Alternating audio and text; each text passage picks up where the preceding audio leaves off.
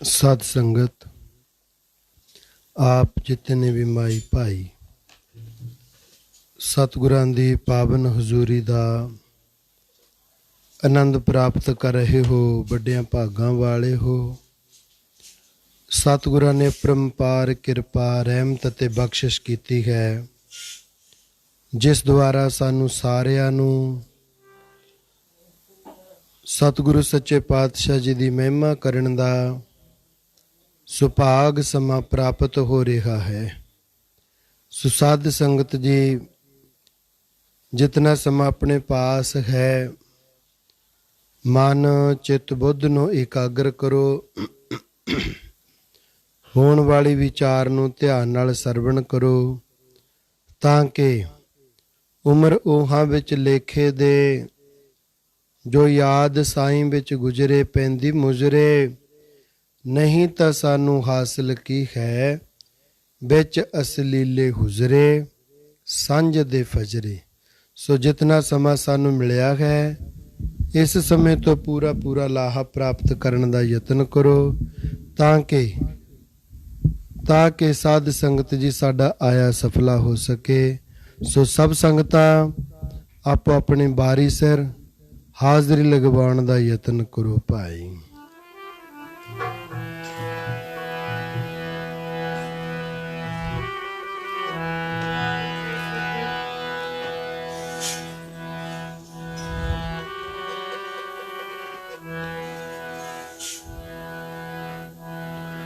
संसा मेरा जी दूर हो गया, संसा मेरा जी दूर हो गया।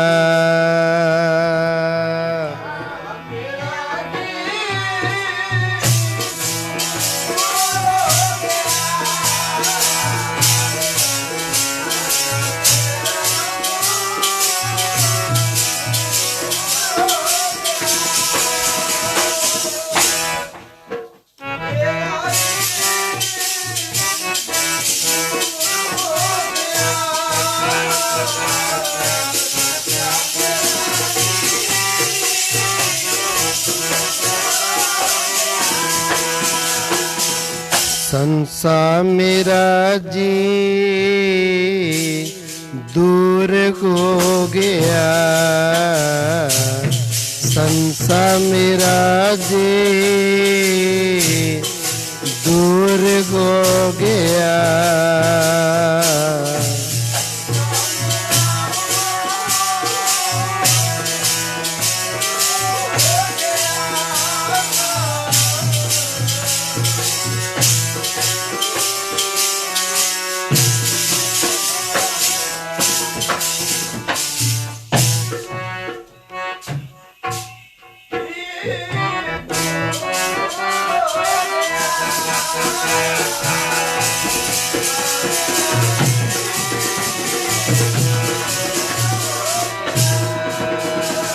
जब तेरा दर्शन पाया, जब तेरा दर्शन पाया,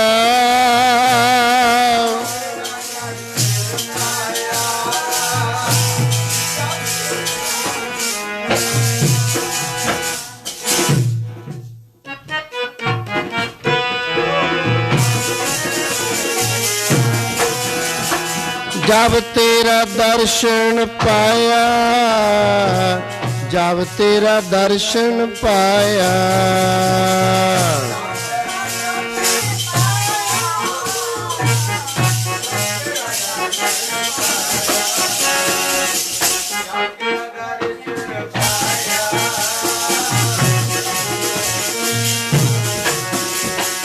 जब तेरा दर्शन पाया, जब तेरा दर्शन पाया,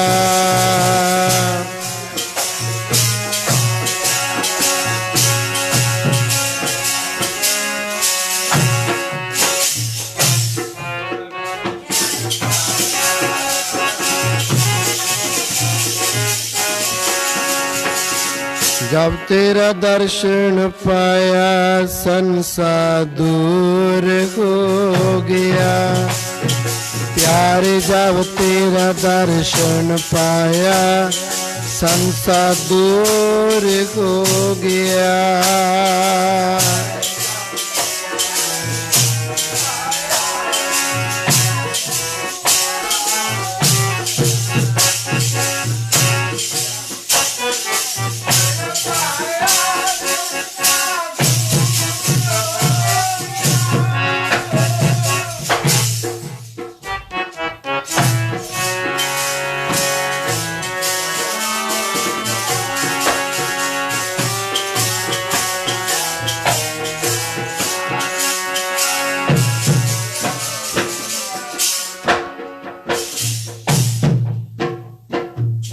सतगुर आयो शरण तुहारी, मिलै सुख नाम हर शोभा। चिंता लाहे हमारी, अबर न सूझै दूजी ठाहर। हार परयो तो द्वारी, लेखा छोड़ अलेखा छूटै। हम निर्गुण लिखो उबारी। सद बख्शिंद सदा मेहरबाना, सबना दी आधारी। नानक दास संत पाछै परियो, राख लेहो एह बारी। परम सत्कारयोग गुरु रूप गुरु खालसा साध संगत जी, ਆਪ ਜੀਆਂ ਦੇ ਅਤਿਅੰਤ ਵੱਡੇ ਭਾਗ ਹਨ ਜੋ ਕਿ ਸਤਿਗੁਰਾਂ ਦੀ ਪਾਵਨ ਹਜ਼ੂਰੀ ਦਾ, ਸਤਿਗੁਰਾਂ ਦੀ ਮਹਿਮਾ ਕਰਨ ਸੁਣਨ ਦਾ ਸੁਭਾਗ ਸਮਾਂ ਸਾਨੂੰ ਪ੍ਰਾਪਤ ਹੋਇਆ ਹੈ। ਦੇਖੋ ਨਾ ਸੰਸਾਰ ਦੇ ਉੱਪਰ ਕੈਸੀ ਮਹਾਮਾਰੀ कोरोना वर्गी बीमारी का कितना प्रकोप संसार झल रहा है। जदों ये जीव ये इंसान परमेश्वर की होंद तो मुनकर हो जाता है, फिर इसनूं बहुत सारे बड़े भारी कष्टां दा कह लो, बहुत भारी सजावां दा कह लो सामना करना पैंदा है।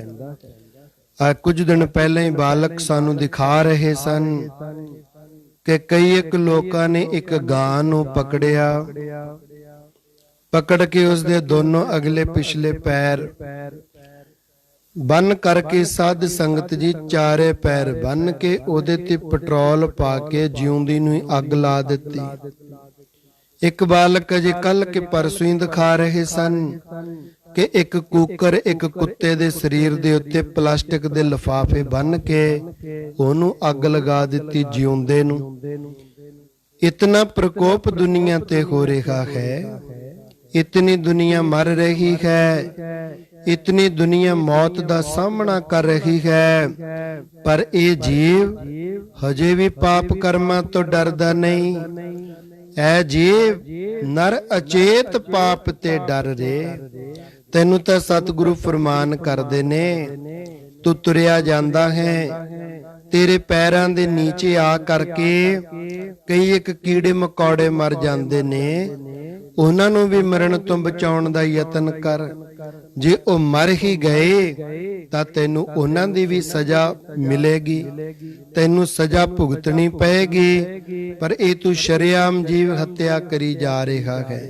ਫਿਰ ਕਹਿਣਗੇ ਅਸੀਂ ਤਾਂ ਜੀ ਰੱਬ ਨੂੰ ਮੰਨਦੇ ਹੀ ਨਹੀਂ, ਅਸੀਂ ਤਾਂ ਜੀ ਰੱਬ ਨੂੰ ਦੇਖਿਆ ਹੀ ਨਹੀਂ। ਜੇ ਤੁਸੀਂ ਦੇਖਿਆ ਤਾਂ ਦਿਖਾਓ। ਕਈ ਇੱਕ ਵਸਤੂਆਂ ਐਸੀਆਂ ਨੇ ਜਿਹੜੀਆਂ ਦਿਖਾਈਆਂ ਨਹੀਂ ਜਾ ਸਕਦੀਆਂ, ਕੇਵਲ ਮਾਣਿਆ ਜਾ ਸਕਦਾ ਹੈ, ਕੇਵਲ ਫੀਲਿੰਗ ਲਈ ਜਾ ਸਕਦੀ ਹੈ, ਮਹਿਸੂਸ ਕੀਤਾ ਜਾ ਸਕਦਾ ਹੈ।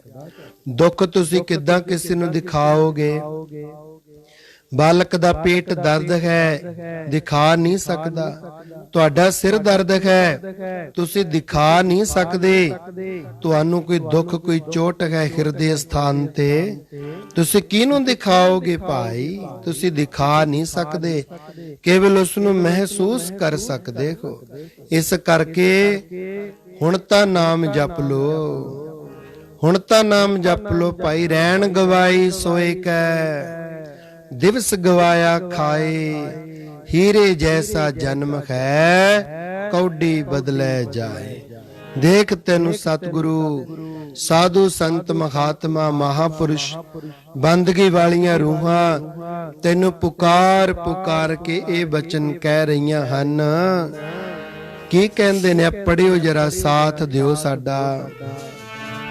ਮੁੜ ਕੇ ਗਥ ਆਵੇ ਨਾ ਇੱਕ ਵਾਰੀ ਲੰਘਿਆ ਵੇਲਾ, ਮੁੜ ਕੇ ਗਥ ਆਵੇ ਨਾ ਇੱਕ ਵਾਰੀ ਲੰਘਿਆ ਵੇਲਾ।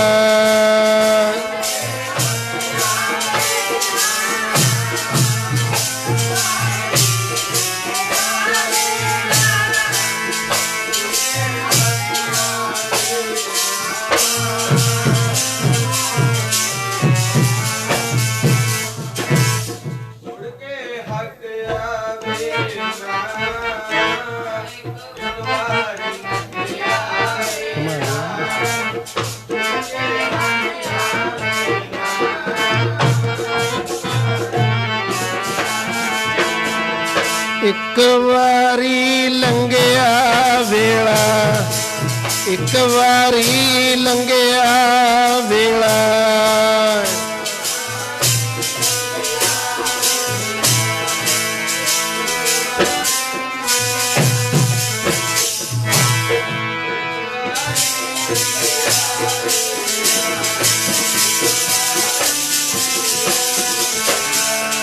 ਮੁੜ ਕੇ ਗਥ ਆਵੇ ਨਾ ਇੱਕ ਵਾਰੀ ਲੰਘਿਆ ਵੇਲਾ, ਮੁੜ ਕੇ ਗਥ ਆਵੇ ਨਾ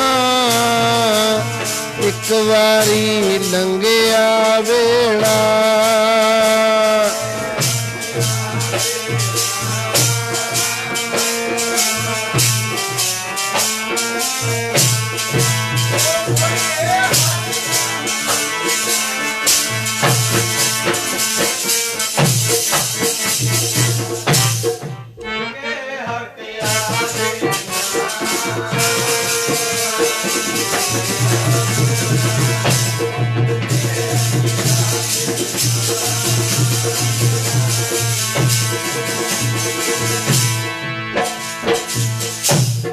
ਜਦੋਂ ਇੱਕ ਵਾਰ ਸਾਡੇ ਹੱਥ ਦੇ ਵਿੱਚੋਂ ਇਹ ਸਮਾਂ ਨਿਕਲ ਜਾਏ, ਪੁਲਾਂ ਦੇ ਨੀਚੇ ਦੀ ਪਾਣੀ ਨਿਕਲ ਜਾਏ, ਮੁੜ ਕੇ ਨਹੀਂ ਆਉਂਦਾ ਹੁੰਦਾ। ਟੁੱਟੇ ਹੋਏ ਘੜੇ ਦੇ ਵਿੱਚੋਂ ਪਾਣੀ ਇੱਕ ਵਾਰੀ ਨਿਕਲ ਜਾਏ, ਵਾਪਸ ਨਹੀਂ ਆਇਆ ਕਰਦਾ। ਸਾਡੇ ਇਸ ਮੁਖ ਦੇ ਵਿੱਚ ਦੀ, ਨਾਸਕਾਂ ਦੇ ਵਿੱਚ ਦੀ ਜੋ ਅਸੀਂ ਸਵਾਸ ਅੰਦਰ ਲੈ ਜਾ ਰਹੇ ਹਾਂ ਔਰ ਬਾਹਰ ਕੱਢ ਰਹੇ ਹਾਂ, ਇਹ ਵੀ ਸਵਾਸ ਮੁੜ ਮੁੜ ਕੇ ਮਿਲਿਆ ਨਹੀਂ ਕਰਦੇ। ngਣ ਕਾਲੇ ਸਭ ਦਿਵਸ ਸਾਸ ਨਹਿ ਵੱਢਣ ਘਟਣ ਤਿਲ ਸਾਰ। ਇਹ ਗਿਣ ਕੇ ਮਿਣ ਕੇ ਸਾਡੇ ਸਰੀਰ ਵਿੱਚ ਪਾਏ ਗਏ ਹਨ। ਜੇ ਅਜੇ ਵੀ ਅਸੀਂ ਇਹਨਾਂ ਸਵਾਸਾਂ ਦੀ ਸੰਭਾਲ ਨਹੀਂ ਕਰਾਂਗੇ, ਫਿਰ ਤਾਂ ਸਾਡਾ ਆਇਆ ਬੇਕਾਰ ਹੋ ਜਾਏਗਾ ਭਾਈ। ਸੋ ਸਾਨੂੰ ਸਮਾਂ ਮਿਲਿਆ ਹੈ। ਪੁਰਾਤਨ ਜ਼ਮਾਨੇ ਵਿੱਚ ਤਾਂ ਸਿੱਖਾਂ ਨੂੰ ਬੜੀਆਂ ਘਾਲਣੀਆਂ ਪੈਂਦੀਆਂ ਹੁੰਦੀਆਂ। ਹੁਣ ਅਸੀਂ ਕਿਹੜੀ ਘਾਲਣਾ ਘਾਲ ਰਹੇ ਹਾਂ? ਹੁਣ ਤਾਂ ਸਾਨੂੰ ਕੋਈ ਘਾਲਣ ਦੀ ਜ਼ਰੂਰਤ, ਅੰਮ੍ਰਿਤ ਵੇਲੇ ਹੀ ਸੰਭਾਲਣਾ ਹੈ। ਅੰਮ੍ਰਿਤ ਵੇਲੇ ਜਾਗਣਾ ਹੈ। 3 ਵਜੇ ਉੱਠ ਜਾਓ, 4 ਵਜੇ ਉੱਠ ਜਾਓ, ਉੱਠ ਕੇ ਇਸ਼ਨਾਨ ਪਾਨ ਕਰੋ ਭਾਈ। ਉਪਰੰਤ ਤੁਸੀਂ ਬੰਦਗੀ ਦੇ ਵਿੱਚ ਲੀਨ ਹੋ ਜਾਓ। ਘੰਟਾ ਲਗਾ ਦਿਓ, 2 ਘੰਟੇ ਪਰਿਪੂਰਨ ਪਰਮੇਸ਼ਰ ਦੀ ਯਾਦ ਵਿੱਚ ਜੁੜ ਜਾਓ। ਉੱਠ ਇਸ਼ਨਾਨ ਕਰੋ, ਪ੍ਰਭਾਤੇ ਸੋਏ ਕਰ ਆਰਾਧੇ। ਵਿਖੜੇ ਦਾਓ ਲੰਘਾਵੇ ਮੇਰਾ ਸਤਿਗੁਰ, ਸੁਖ ਸਹਿਜ ਸੇਤੀ ਘਰ ਜਾਤੇ। ਜਾਂ ਇਹ ਕਹਿ ਲਓ, ਅੰਮ੍ਰਿਤ ਵੇਲੇ ਦਾ ਜਾਗਣਾ ਜੇ ਕੋਈ ਜਾਗੇ ਨਿਤ, ਇੱਕ ਬਦਿੰਦੀ ਆਰ ਜਾ ਦੂਜਾ ਸਾਹਿਬ ਆਵੇ। ਹੁਣ ਸਾਧ ਸੰਗਤ ਜਦੋਂ ਇਤਨੇ ਪ੍ਰਮਾਣ ਸਾਡੇ ਪਾਸ ਹਨ, ਅਸੀਂ ਫੇਰ ਵੀ ਬਾਣੀ ਤੋਂ, ਬਾਣੇ ਤੋਂ, ਅੰਮ੍ਰਿਤ ਤੋਂ, ਨਿਤਨੇਮ ਤੋਂ, ਸਾਧੂ ਸੰਤਾਂ ਤੋਂ, ਮਹਾਪੁਰਸ਼ਾਂ ਤੋਂ, ਬੰਦਗੀ ਵਾਲਿਆਂ ਤੋਂ, ਸੇਵਾ ਤੋਂ, ਸਿਮਰਨ ਤੋਂ ਕਿਉਂ ਭੱਜ ਰਹੇ ਹਾਂ? ਅਸੀਂ ਤਾਂ ਭੱਜ ਰਹੇ ਹਾਂ ਕਿਉਂਕਿ ਹਜੇ ਤੱਕ ਸਾਡੇ ਦਿਲ ਦਰਪਣ ਦੀ ਸਫਾਈ ਨਹੀਂ ਹੋਈ। ਹਜੇ ਸਾਡਾ ਹਿਰਦਾ ਸੰਸ਼ੇ ਅਤੇ ਸ਼ੰਕਿਆਂ ਦੇ ਨਾਲ ਭਰਿਆ ਪਿਆ ਹੈ। ਜਿਤਨੀ ਦੇਰ ਤੱਕ ਤੇਰੇ ਮਨ ਦੇ ਵਿੱਚੋਂ ਸੰਸ਼ੇ ਤੇ ਸ਼ੰਕੇ ਨਿਵਰਤ ਨਹੀਂ ਨਾ ਹੋ ਜਾਂਦੇ, ਉਤਨੀ ਦੇਰ ਤੱਕ ਤੇਰਾ ਕੁਝ ਨਹੀਂ ਹੋ ਸਕਦਾ। ਉਤਨੀ ਦੇਰ ਤੱਕ ਇਦਾਂ ਹੀ ਭਟਕਣਾ ਬਣੀ ਰਹੇਗੀ। ਉਤਨੀ ਦੇਰ ਤੱਕ ਕੌਣ ਜਾਣਦਾ ਚੱਕਰ 83,99,999 ਜੂਨਾਂ ਦਾ ਰੀਸਾਈਕਲਿੰਗ ਤੇਰਾ ਚੱਲਦਾ ਹੀ ਰਹੇਗਾ ਭਾਈ। ਜਿਤਨੀ ਦੇਰ ਤੱਕ ਤੂੰ ਵਾਹਿਗੁਰੂ ਜੀ ਦੀ ਯਾਦ ਵਿੱਚ ਨਹੀਂ ਜੁੜਦਾ, जितनी देर तक जब तेरे दिल दर्पण की सफाई हो जाएगी, बादशाही तो क्या बला है, खुद खुदाई हो जाएगी। जिन्नी देर तक तू ਅਤੇ परमेश्वर वख-वख दो चीज़ां नजर आउंदियां ने, उन्नी देर तक तेरा आया सफला नहीं है। ਜਦੋਂ ਤੇਰੇ ਵਿੱਚ ਅਤੇ ਪਰਮੇਸ਼ਰ ਦੇ ਵਿੱਚ ਅਭੇਦਤਾ ਆ ਗਈ, ਪਾਪ ਕਰਮਾਂ ਨੂੰ ਤੂੰ ਛੋੜ ਦਿੱਤਾ, ਵਿਸ਼ੇ ਵਿਕਾਰਾਂ ਨੂੰ ਛੋੜ ਦਿੱਤਾ। ਕਹਿਣ ਨੂੰ ਤਾਂ ਸਾਨੂੰ ਬੜੇ ਮਿਲ ਜਾਂਦੇ ਨੇ ਕਿ ਮੈਂ ਆਪਣੇ ਮਨ ਨੂੰ ਸਾਧਿਆ ਹੋਇਆ ਹੈ, ਮੈਂ ਬੜੀ ਸਾਧਨਾ ਕੀਤੀ ਹੋਈ ਹੈ, ਮੈਂ ਬੜੇ ਪਾਪੀ ਲੋਕ ਦੇਖੇ ਗਨ ਪਰ ਮੈਂ ਬੜਾ ਸੱਚਾ ਸੁੱਚਾ ਹਾਂ। ਪਰ ਅਸੀਂ ਇਹ ਕਹਿ ਸਕਦੇ ਹਾਂ ਇਸ ਸੰਸਾਰ ਨੂੰ ਮੱਦੇ ਨਜ਼ਰ ਰੱਖਦੇ ਹੋਏ ਕਿ ਦੁਨੀਆ ਤੇ 80% ਲੋਕ ਕਰਪਟ ਹਨ। 80%, 80% ਕਿਸੇ ਦੇ ਸਰੀਰ ਦੇ ਉੱਤੇ, ਮਨ ਦੇ ਉੱਤੇ ਕਾਮ ਦਾ ਜ਼ੋਰ ਹੈ, ਕਿਸੇ ਦੇ ਕ੍ਰੋਧ ਦਾ, ਕਿਸੇ ਦੇ ਲੋਭ ਮੋਹ ਹੰਕਾਰ ਦਾ ਜ਼ੋਰ ਹੈ। ਕਿਸੇ ਨਾ ਕਿਸੇ ਤਰੀਕੇ ਸਿਰ ਇਹਨਾਂ ਵਸਤੂਆਂ ਦੇ ਵਹਿਣ ਵਿੱਚ ਵਹਿਆ ਹੋਇਆ ਹੈ। ਕਹਿਣ ਨੂੰ ਆਪ ਦੇ ਮੂੰਹੋਂ ਚਾਹੇ ਕੋਈ ਕਹੀ ਜਾਵੇ ਕਿ ਮੇਰੇ ਵਰਗਾ ਸੱਚਾ ਸੁੱਚਾ ਨਹੀਂ। ਜਿਹੜੇ 20% ਰਹਿ ਗਏ ਇਹ ਉਹ ਨੇ ਜਿਨ੍ਹਾਂ ਦਾ ਕਿਤੇ ਹੱਥ ਨਹੀਂ ਪਿਆ। ਜੇ ਤੋਨਾਂ ਦਾ ਵੀ ਕਰਦਾ ਹੈ ਕਿ ਅਸੀਂ ਵੀ ਕੁਛ ਨਾ ਕੁਛ ਕਰੀਏ, ਕਾਮ ਦੀ ਮਗਰ ਲੱਗ ਜਾਈਏ, ਕ੍ਰੋਧ ਦੀ ਮਗਰ ਲੱਗ ਜਾਈਏ, ਲੋਭ ਮੋਹ ਹੰਕਾਰ ਦੀ ਮਗਰ ਲੱਗ ਜਾਈਏ, ਜਿਨ੍ਹਾਂ ਦਾ ਹੱਥ ਨਹੀਂ ਪਿਆ ਉਹ ਤਾਂ ਹਨ ਬਚੇ ਹੋਏ। ਪਰ ਜਿਨ੍ਹਾਂ ਦਾ ਹੱਥ ਪੈ ਗਿਆ ਉਹਨਾਂ ਨੇ ਤਾਂ ਸਾਧ ਸੰਗਤ ਜੀ, ਜੇ ਲਾਲਚੀ ਦਾ, ਲੋਭੀ ਦਾ ਹੱਥ ਪੈ ਗਿਆ ਉਹਨੇ ਆਪ ਦਾ ਘਰ ਪੂਰਾ ਕਰ ਲਿਆ। ਅਸੀਂ ਦੇਖਦੇ ਆ ਨਾ ਬੜੀ ਬੜੀ ਗੱਦੀਆਂ ਤੇ ਬੈਠ ਕੇ ਵੀ ਕਈ ਵਾਰੀ ਲਾਲਚ ਨਹੀਂ ਬੁੱਝਦਾ, ਤ੍ਰਿਸ਼ਨਾ ਨਹੀਂ ਖਤਮ ਹੁੰਦੀ। ਬਾਣੀ ਕਹਿੰਦੀ ਤ੍ਰਿਸ਼ਨਾ ਬਿਰਲੇ ਹੀ ਕੀ ਬੁੱਝੀ ਕੇ, ਕਈ ਜੋਰੇ ਲੱਖ ਕਰੋੜੇ ਮਨ ਨਾ ਹੋਰੇ, ਪਰੈ ਪਰੈ ਹੀ ਕੋ ਲੁਝੀ ਕੇ। ਸੁੰਦਰ ਨਾਰੀ ਅਨਕ ਪ੍ਰਕਾਰੀ, ਪਰ ਗ੍ਰਹਿ ਬਿਕਾਰੀ, ਬੁਰਾ ਭਲਾ ਨਹੀਂ ਸੁਝੀ ਕੇ। ਇਹ ਮਨ ਹੋ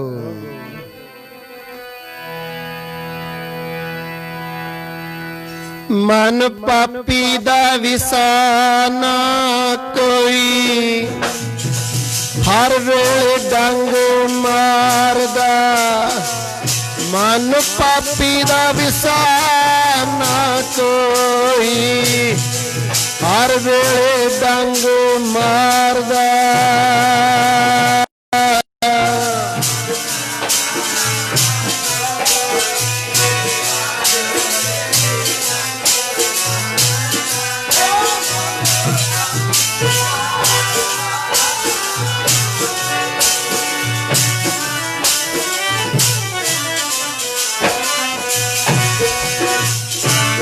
जपो सारे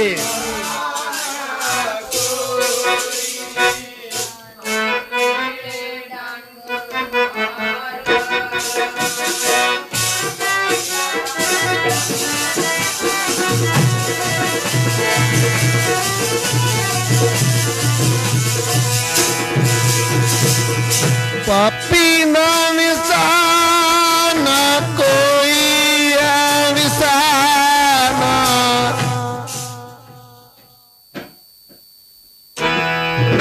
हर वेले डंग मारदा, पापी दा विसाना कोई, हर वेले डंग मारदा।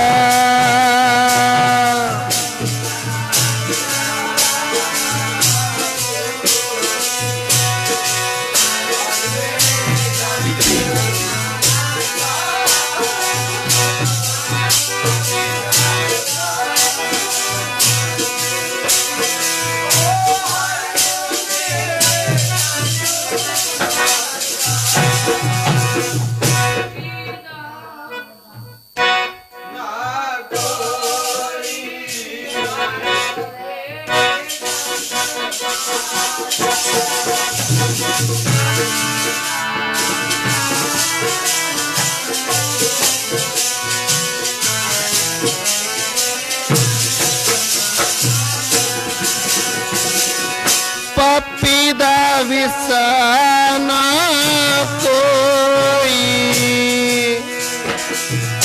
मन पापी दा विसाना कोई।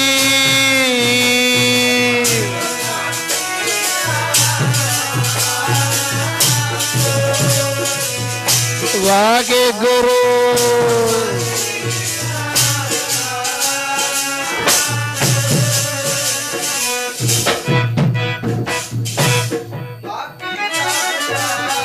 बोला करो भाई।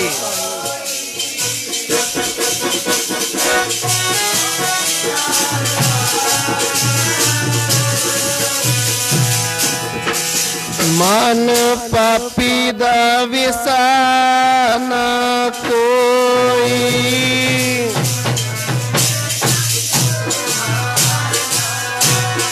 मन पापी दा विसाना कोई।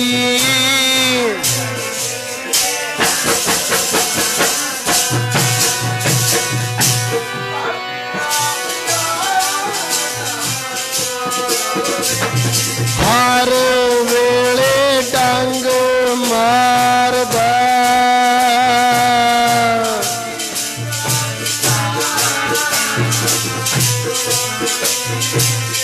हर वेले डंग मारदा। दस देश खोजत मैं फिरा, जत पेखूं तत सोए। मन वस आवे नानका जे, पूरन कृपा होए।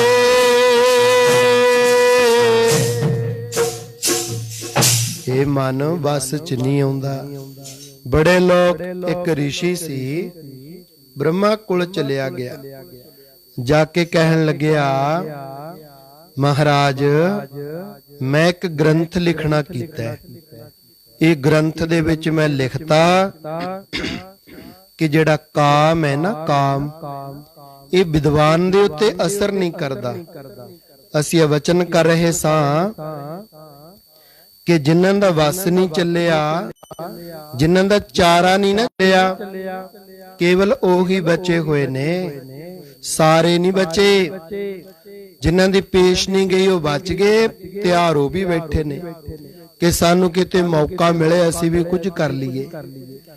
ਇਵੇਂ ਕਿਵੇਂ ਵਿਦਵਾਨ ਕਹਿੰਦਾ ਵੀ ਮੈਂ ਲਿਖ ਲਿਆ ਇੱਕ ਗ੍ਰੰਥ, ਉਹਦੇ ਵਿੱਚ ਮੈਂ ਬਚਨ ਲਿਖ ਦਿੱਤੇ ਕਿ ਜਿਹੜੇ ਵਿਦਵਾਨ ਨੇ, ਗਿਆਨੀ ਜਨ ਨੇ, ਉਹਨਾਂ ਦੇ ਉੱਤੇ ਕਾਮ ਅਸਰ ਨਹੀਂ ਕਰਿਆ ਕਰਦਾ। ਸੋ ਮੇਰੇ ਮਨ ਦੀ ਇਹ ਭਾਵਨਾ ਹੈ ਕਿ ਤੁਸੀਂ ਇਹ ਗ੍ਰੰਥ ਦੇ ਉੱਤੇ ਮੋਹਰ ਲਗਾ ਦਿਓ। ਬ੍ਰਹਮਾ ਜੀ ਨੂੰ ਕਹਿੰਦਾ ਤੁਸੀਂ ਮੋਹਰ ਲਗਾ ਦਿਓ ਔਰ ਉਹਦੇ ਤੇ ਇਹ ਪੱਕਾ ਹੋ ਜਾਏਗਾ। ਉਹ ਕਹਿੰਦੇ ਸਾਡੀ ਤਾਂ ਡਿਊਟੀ ਨਹੀਂ ਹੈਗੀ ਏ, ਇਉਂ ਕਰ ਤੂੰ ਜਾ ਕਰਕੇ ਹੋਰ ਵਿਦਵਾਨਾਂ ਦੀ ਵੀ ਸਲਾਹ ਲੈ ਲੈ। ਕਹਿੰਦਾ ਮੈਨੂੰ ਜ਼ਰੂਰਤ ਹੀ ਨਹੀਂ ਹੈਗੀ ਕਿਸੇ ਹੋਰ ਕੋਲ ਜਾਣ ਦੀ, ਕਿਸੇ ਹੋਰ ਨੂੰ ਜਾ ਕੇ ਪੁੱਛਣ ਦੀ, ਕਿਉਂਕਿ ਮੈਂ ਬਹੁਤ ਤਕੜਾ ਵਿਦਵਾਨ ਹਾਂ। ਜੋ ਕੁਛ ਮੈਂ ਲਿਖ ਦਿੱਤਾ ਇਹ 3 ਕਾਲ ਸੱਤ ਹੈ। ਉਹ ਕਹਿੰਦੇ ਏਦਾਂ ਨਹੀਂ ਹੁੰਦੀ ਗੱਲ, ਤੂੰ ਬਚਨ ਮੰਨ ਸਾਡਾ, ਇਹ ਤੂੰ ਠੀਕ ਨਹੀਂ ਕਹਿ ਰਿਹਾ ਬਿਲਕੁਲ।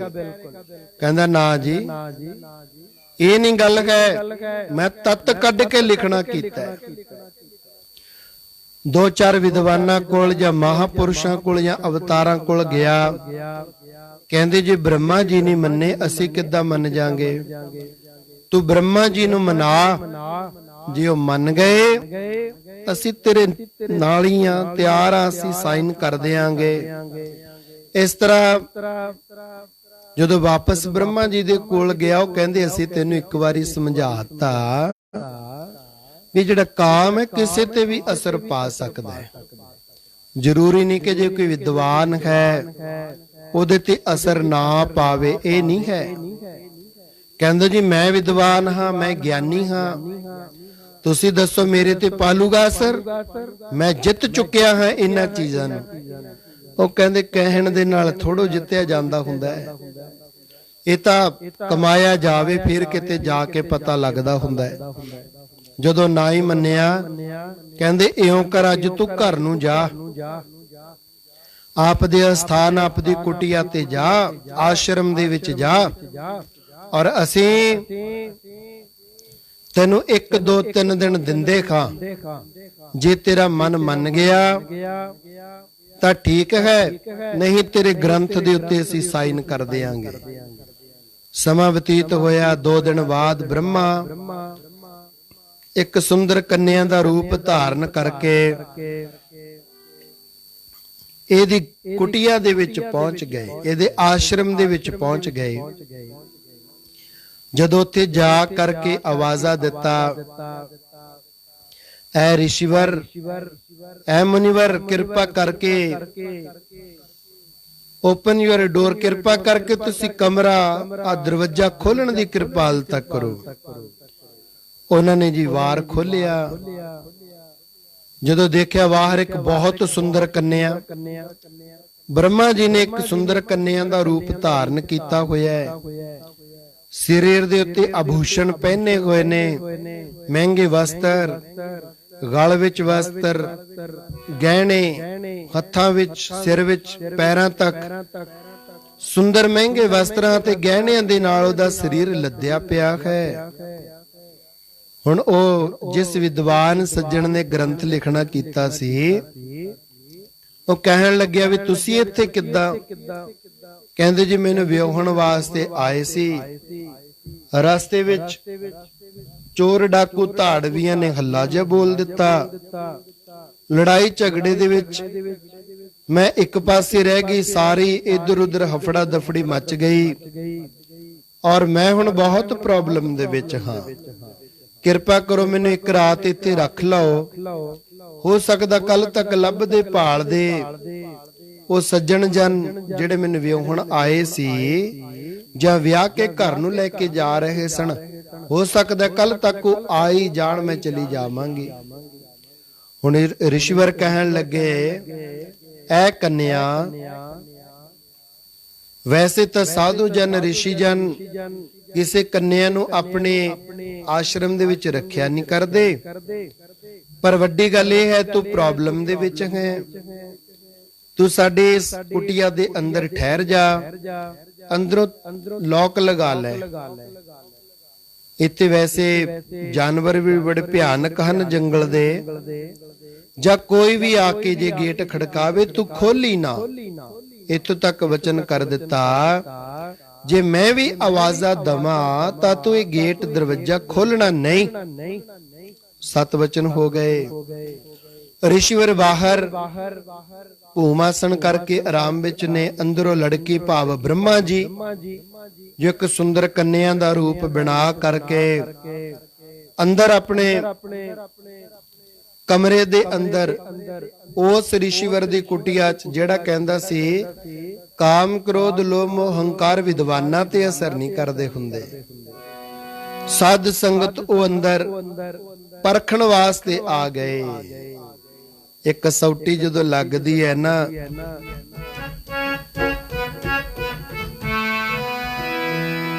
ਇਹ ਜਿਹੜੀ ਕਸੌਟੀ ਹੁੰਦੀ ਹੈ ਇਹਦੇ ਵਿੱਚੋਂ ਸਾਰੇ ਪਾਸ ਨਹੀਂ ਹੁੰਦੇ ਔਰ ਜਿਹੜੇ ਪਾਸ ਹੋ ਜਾਂਦੇ ਨੇ ਉਹਨਾਂ ਨੂੰ ਪੱਕੇ ਕਿਹਾ ਜਾਂਦਾ। ਪੜਨਾ ਜਰਾ, ਲੱਗਦੀ ਕਸੌਟੀ ਬਾਬਾ ਤੇਰੀ, ਪਾਸ ਹੁੰਦੇ ਮਰ ਜੀਵੜੇ। ਲੱਗਦੀ ਕਸੌਟੀ ਤੇਰੀ, ਪਾਸ ਹੁੰਦੇ ਮਰ ਜੀਵੜੇ।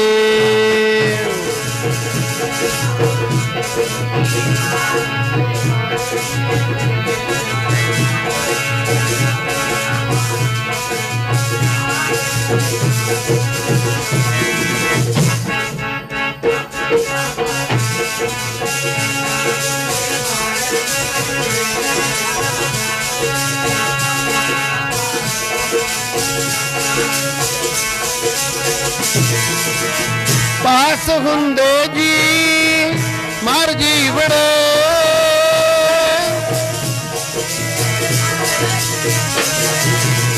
ਪਾਸ ਹੁੰਦੇ ਜੀ ਮਰ ਜੀਵੜੇ।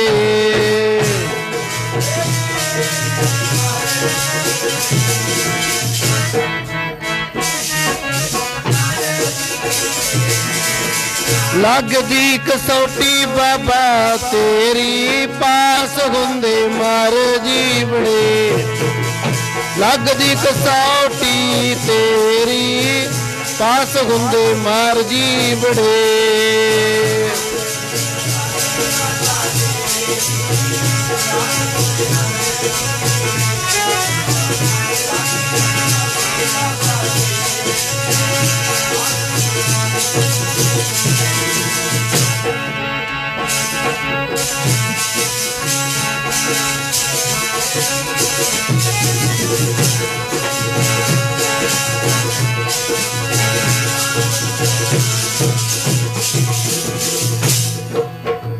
ਕਬੀਰ ਕਸੌਟੀ ਸੋ ਸਹਿ ਜੋ ਮਰ ਜੀਵਾ ਹੋਏ। ਹੁਣ ਜਦੋਂ ਪਰਮੇਸ਼ਰ ਨੇ ਲਾਈ ਕਸੌਟੀ, ਪਾਸ ਕੌਣ ਹੋਏਗਾ? ਜਿਹੜਾ ਸੱਚਾ ਸੁੱਚਾ ਇਨਸਾਨ ਹੋਏਗਾ ਉਹ ਪਾਸ ਹੋ ਜਾਏਗਾ। ਜਿਹਦਾ ਮਨ ਕੁਝ ਹੋਰ ਬੋਲਦਾ ਹੈ, ਤਨ ਕੁਝ ਹੋਰ ਬੋਲਦਾ ਹੈ, ਉੱਥੇ ਤਾਂ ਫਿਰ ਫੇਲ ਹੋਣਾ ਵੱਟ ਤੇ ਹੀ ਪਿਆ ਏ ਨਾ। ਹੁਣ ਬ੍ਰਹਮਾ ਜੀ ਨੇ ਅੰਦਰ ਬੈਠਿਆ ਮਨ ਨੂੰ ਉਪਰਾਮ ਕਰਨ ਵਾਲੀਆਂ ਸੁਰਾਂ ਬੋਲੀਆਂ, ਐਸੀ ਕਾਮ ਚੇਸ਼ਟਾ ਜਗਾਉਣ ਵਾਲੀ ਆਵਾਜ਼ ਦਿੱਤੀ। ਬਾਹਰ ਪਿਆ ਰਿਸ਼ੀਵਰ ਕਾਮ ਲੁਭਤ ਹੋ ਗਿਆ। ਜਿਹੜਾ ਕਹਿੰਦਾ ਸੀ ਵਿਦਵਾਨਾਂ ਤੇ ਅਸਰ ਨਹੀਂ ਹੁੰਦਾ, ਕਾਮ ਕ੍ਰੋਧ ਲੋਭ ਮੋਹ ਹੰਕਾਰ ਅੰਡਰ ਕੰਟਰੋਲ ਹੋਇਆ ਕਰਦੇ ਕਨ। ਜਦੋਂ ਅੰਦਰੋਂ ਆਵਾਜ਼ ਆਈ ਉਸ ਚੀਜ਼ ਦੀ, ਜਿਸ ਚੀਜ਼ ਦੇ ਨਾਲ ਮਨ ਕੰਟਰੋਲ ਤੋਂ ਬਾਹਰ ਹੁੰਦਾ ਹੈ, ਹੁਣ ਤੁਸੀਂ ਕਹੋਗੇ ਇਹ ਬਚਨ ਕਿਉਂ ਬੋਲੇ? ਹੁਣ ਜੋ ਤੁਸੀਂ ਮੋਬਾਈਲਾਂ ਤੇ ਦੇਖਦੇ ਹੋ ਕੀ ਹੈ ਭਾਈ? ਕੀ ਉਹ ਭਗਤੀ ਕਰਨ ਵਾਲੀਆਂ ਚੀਜ਼ਾਂ ਹੁੰਦੀਆਂ ਨੇ? ਕਈ ਵਾਰੀ ਸਾਡੇ ਸਾਰਿਆਂ ਕੋਲ ਮੋਬਾਈਲ ਨੇ। ਕਿੰਨੇ ਮੋਬਾਈਲਾਂ ਦੇ ਵਿੱਚ ਸੰਪੂਰਨ ਸ੍ਰੀ ਗੁਰੂ ਗ੍ਰੰਥ ਸਾਹਿਬ ਮਹਾਰਾਜ ਦਾ ਪਾਠ ਹੈ? ਕਿੰਨਿਆਂ ਮੋਬਾਈਲਾਂ ਦੇ ਵਿੱਚ ਸਾਧ ਸੰਗਤ ਜੀ ਸਮਾਧੀ ਕਿਸ ਤਰ੍ਹਾਂ ਲਗਾਉਣੀ, ਦਸਮ ਦੁਆਰੇ ਤੱਕ ਸਵਾਸ ਕਿੱਦਾਂ ਲੈ ਕੇ ਜਾਣੇ, ਦਸਮ ਦੁਆਰੇ ਦੇ ਵਿੱਚੋਂ ਸੱਚਖੰਡ ਦਾ ਰਸਤਾ ਕਿਸ ਤਰ੍ਹਾਂ ਦੇ ਨਾਲ ਪ੍ਰਾਪਤ ਹੋਣਾ ਹੈ, ਕਿਵੇਂ 4 ਪ੍ਰਕਾਰ ਦੀ ਬਾਣੀ, ਪਰਾ ਬਾਣੀ, ਪਸੰਤੀ ਬਾਣੀ, ਮੱਧਮਾ ਤੇ ਪੈਖੜੀ ਬਾਣੀ ਹੈ, ਕਿਵੇਂ ਰਸਨਾ ਚੱਕਰ, ਕੰਠ ਚੱਕਰ, ਹਿਰਦਾ ਚੱਕਰ, ਨਾਭੀ ਚੱਕਰ, ਤ੍ਰਿਕੁਟੀ, ਦਸਮ ਦੁਆਰ ਹੈ। ਕਿੰਨਿਆਂ ਕਦੇ ਮੋਬਾਈਲਾਂ ਦੇ ਵਿੱਚ ਇਹ ਚੀਜ਼ਾਂ ਨੇ। ਮਨ ਭਟਕਾਉਣ ਵਾਲੀਆਂ ਵਸਤੂਆਂ। ਆ ਬੱਚਿਆਂ ਨੂੰ ਤੁਸੀਂ ਅਖੰਡ ਪਾਠ ਸਾਹਿਬ ਤੇ ਪਹਿਰੇ ਤੇ ਬਿਠਾ ਦਿੰਦੇ ਹੋ, ਕਿੰਨੇ ਕੋ ਪਾਠ ਸੁਣਦੇ ਐ। ਆ ਤੇਰੇ ਵਾਲੀਆਂ ਗੰਦੀਆਂ ਚੀਜ਼ਾਂ ਸਾਡੇ ਵਾਲੇ ਮੋਬਾਈਲ 'ਚ ਪਾ ਦੇ, ਸਾਡੇ ਵਾਲੀਆਂ ਗੰਦੀਆਂ ਵਸਤੂਆਂ ਤੇਰੇ ਵਾਲੇ ਮੋਬਾਈਲ 'ਚ ਪਾ ਲੈ। ਇਹੀ ਕੁਛ ਚੱਲਦਾ ਹੁੰਦਾ ਨਾ। ਪਹਿਰੇ ਤੇ ਬੈਠੇ ਕਿੰਨੀਆਂ ਕ ਸਮਾਧੀਆਂ ਲਾਉਂਦੇ ਐ, ਕਿੰਨੇ ਕ ਬੈਠ ਕੇ ਚੌਂਕੜਾ ਮਾਰ ਕੇ ਭਜਨ ਬੰਦਗੀ ਸਿਮਰਨ ਦਾ ਅਭਿਆਸ ਕਰਦੇ ਐ, ਕਿਤਨੇ ਕ ਬੈਠ ਕੇ ਅਖੰਡ ਪਾਠ ਸਾਹਿਬ ਦੀ ਬਾਣੀ ਸੁਣਦੇ ਐ। ਤੁਸੀਂ ਘਰਾਂ 'ਚ ਸਹਿਜ ਪਾਠ ਕਰਾਂਦੇ ਹੋ, ਗੇਟ ਬੰਦ ਕਰਕੇ ਪਾਠੀ ਪਾਠ ਕਰਦਾ, ਤੁਸੀਂ ਬਾਹਰ ਮੋਬਾਈਲਾਂ ਤੇ WhatsApp Facebook ਤੇ ਲੱਗੇ ਰਹਿੰਦੇ ਹੋ। ਪਾਠੀ ਪਾਠ ਕਰੀ ਜਾਂਦੇ, ਅੰਦਰ ਬੈਠਾ ਤੁਸੀਂ ਬਾਹਰ ਆਪ ਦਾ ਮਨੋਰੰਜਨ ਇੰਜੋਇਮੈਂਟ ਕਰਦੇ ਰਹਿੰਦੇ ਹੋ। ਕਹਿਣ ਨੂੰ ਚਾਹੇ ਤੁਸੀਂ ਕਹੋਗੇ ਇਹ ਵਚਨ ਬੋਲਣੇ ਨਹੀਂ ਚਾਹੀਦੇ, ਪਰ 3 ਕਾਲ 7 ਖੰਡ ਕੋਈ ਚੁਟਲਾ ਕੇ ਦਿਖਾਓ ਇਹਨਾਂ ਵਚਨਾਂ ਨੂੰ ਭਾਈ। ਅੱਜ ਕੱਲ ਕਈ ਵਾਰੀ ਪਾਠ ਕਰਨ ਵਾਲੇ ਵੀ ਨਾਲ ਮੋਬਾਈਲ ਰੱਖਦੇ ਕਰਨ, ਪਾਠ ਵੀ ਕਰੀ ਜਾਣਾ ਨਾਲ ਨਾਲ ਮੋਬਾਈਲ ਤੇ ਵੀ ਰਿਪਲਾਈ ਐ ਕਰੀ ਜਾਣਾ। ਇਹ ਕੋਈ ਵਧੀਆ ਗੱਲਾਂ ਨਹੀਂ ਹੋਇਆ ਕਰਦੀਆਂ। ਸੋ ਗੱਲ ਚੱਲ ਰਹੀ ਸੀ ਵਿਦਵਾਨਾਂ ਦੇ ਉੱਤੇ। ਕਾਮ ਕ੍ਰੋਧ ਲੋਭ ਹੰਕਾਰ ਦਾ ਅਸਰ ਨਹੀਂ ਹੁੰਦਾ। ਸਾਨੂੰ ਲੱਗਦਾ ਕਿ ਬਹੁਤਾ ਇਹਨਾਂ ਤੇ ਹੁੰਦਾ ਹੈ, ਜ਼ਿਆਦਾ ਹੁੰਦਾ ਹੈ, ਕਿਉਂਕਿ ਫ੍ਰੀ ਹੁੰਦੇ ਨੇ ਜ਼ਿਆਦਾ ਟਾਈਮ। ਕਿਰਤ ਕਰਨ ਵਾਲਾ ਕੋਈ ਦੁਕਾਨ ਤੇ ਬੈਠਾ ਹੈ, ਕੋਈ ਗਾਹਕ ਨਾਲ ਡੀਲ ਕਰਦਾ ਹੈ। ਹੁਣ ਜੱਟ ਜ਼ਿਮੀਂਦਾਰ ਖੇਤ ਵਿੱਚ ਝੋਨਾ ਜੀਰੀ ਲਗਾ ਰਹੇ ਹਨ, ਕੋਈ ਵੱਟਾਂ ਚੜਾ ਰਿਹਾ ਹੈ, ਉਹ ਕਦੋਂ ਕੀ ਇਹ ਇੰਜੋਇਮੈਂਟ।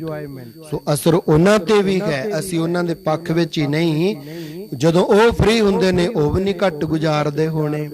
ਸੋ ਕਹਿਣ ਤੋਂ ਭਾਵ ਕਿ ਮਨ ਵਸ ਆਵੇ ਨਾਨਕਾ, ਜੇ ਪੂਰਨ ਕਿਰਪਾ ਹੋਏ। ਪੂਰਨ ਕਿਰਪਾ ਵਿਹਲੇ ਬਹਿ ਕੇ ਨਹੀਂ ਹੋ ਸਕਦੀ, ਪੂਰਨ ਕਿਰਪਾ ਕੰਮ ਕਰਕੇ ਹੀ ਹੋਏਗੀ। ਕੰਮ ਕਿਹੜਾ ਕਰਨਾ ਭਾਈ? ਸੰਸਾਰੀ ਕੰਮ ਤਾਂ ਮੁੱਕਦੇ ਨਹੀਂ ਹੈਗੇ। ਕੰਮ ਉਹ ਹੈ ਆਵਨ ਆਏ ਸ੍ਰਿਸ਼ਟ ਮੈਂ ਬਿਨ ਬੂਝੇ ਪਸ ਢੋਰ। ਜਿਹੜੇ ਕੰਮ ਆਏ ਸੀ ਉਹ ਤਾਂ ਕੀਤਾ ਨਹੀਂ, ਪਸ਼ੂਆਂ ਵਾਂਗੂ ਭਾਰ ਢੋਂਦਿਆਂ ਦੀ ਜ਼ਿੰਦਗੀ ਲੰਘ ਗਈ। ਅਸੀਂ ਆਏ ਸੀ ਪ੍ਰਾਨੀ ਤੋਂ ਆਇਆ ਲਾਗਾ ਲੈਣ, ਲੱਗਾ ਕਿ ਤੁਕ ਫਕੜੇ ਸਭ ਮੁੱਕਦੀ ਚੱਲੀ ਰਹਿਣ। ਪ੍ਰਾਣੀ ਤੋਂ ਸੰਸਾਰ ਦੇ ਉੱਤੇ ਲਾਹਾ ਲੈਣ ਆਇਆ ਸੀ। ਐ ਪ੍ਰਾਣੀ ਜਾਗ ਸਲੋਨੜੀਏ ਬੋਲੇ ਗੁਰਬਾਣੀ ਰਾਮ, ਜਿਨ ਸੁਣ ਮੰਨਿਆੜੀ ਇਸ ਹਿਰਦੈ ਸਮਾਣੀ ਰਾਮ। ਤੂੰ ਕੀ ਕਰਨ ਵਾਸਤੇ ਆਇਆ ਸੀ? ਕਰ ਕੀ ਰੇਖਾ ਹੈ? ਤੈਨੂੰ ਕਰਨਾ ਕੀ ਚਾਹੀਦਾ ਸੀ? ਕਦੇ ਸੋਚਿਆ ਭਾਈ? ਕਦੇ ਵਿਚਾਰਿਆ ਭਾਈ? ਨਹੀਂ। ਓਹੋ ਬਿਰਤਾ ਜਨਮ ਗਵਾਇਆ ਏ ਮਨ ਅੰਧਲੇ ਨੇ, ਬਿਰਤਾ ਜਨਮ ਗਵਾਇਆ ਏ ਮਨ ਅੰਧਲੇ ਨੇ।